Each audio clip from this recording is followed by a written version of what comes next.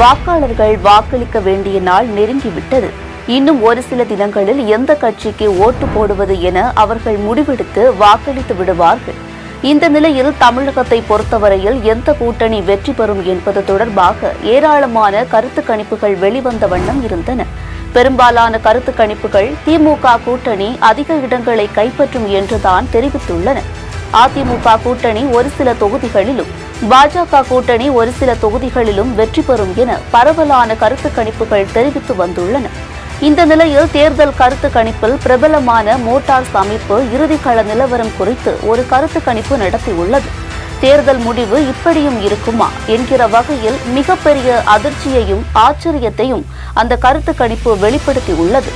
தமிழகத்தை பொறுத்தவரையில் திமுக 21 இடங்களிலும், அதன் கூட்டணி கட்சிகளான காங்கிரஸ் கட்சி 9 இடங்களிலும், இந்திய கம்யூனிஸ்ட் கட்சி 2 இடங்களிலும், மார்க்சிஸ்ட் கம்யூனிஸ்ட் கட்சி 2 இடங்களிலும், விடுதலை சிறுத்தைகள் கட்சி 2 தொகுதிகளிலும், ஏனைய மதிமுக, இந்திய யூனியன் முஸ்லீம் லீக், கொங்கு மக்கள் தேசிய கட்சி ஆகிய கட்சிகள் தலா ஒரு இடத்திலும் போட்டியிடுகின்றன.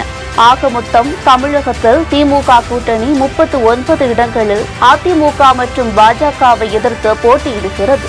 இந்த 39 தொகுதிகளிலும் திமுக கூட்டணிதான் வெற்றி பெறும்.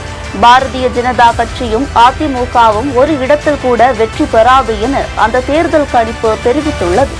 இது மட்டுமல்ல, இந்த தேர்தல் முடிவுகள் மூலம் மு.க. ஸ்டாலின் தலைமையிலான திமுக கட்சி அகில இந்திய அளவில் 3வது பெரிய கட்சியாக முக்கிய இடத்தை பிடிக்கும் என்றும் அந்த கருத்து கணிப்பு தெரிவித்துள்ளது.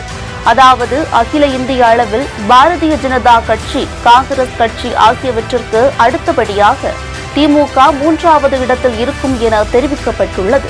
இத்தகைய தகவல்கள் திமுகவினர் மத்தியில் மிகப்பெரிய மகிழ்ச்சியை ஏற்படுத்தியுள்ளது. அதே சமயம் அதிமுக, பாஜக தொண்டர்களிடையே அதிர்ச்சியை ஏற்படுத்தியுள்ளது குறிப்பிடத்தக்கது.